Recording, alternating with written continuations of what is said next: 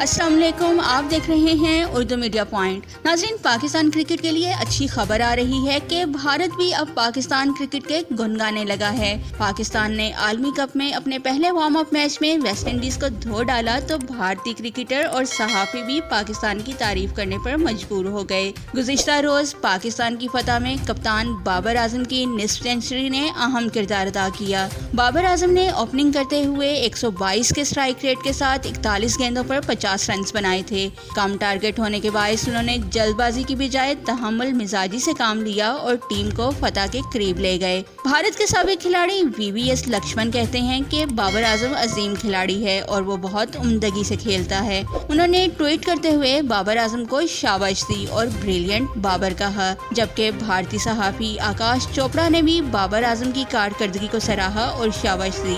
دوستو، آپ بابر اعظم کی کل کی کارکردگی سے متعلق کیا کہیں گے؟ کامنٹ باکس میں ہمیں ضرور بتائیے گا۔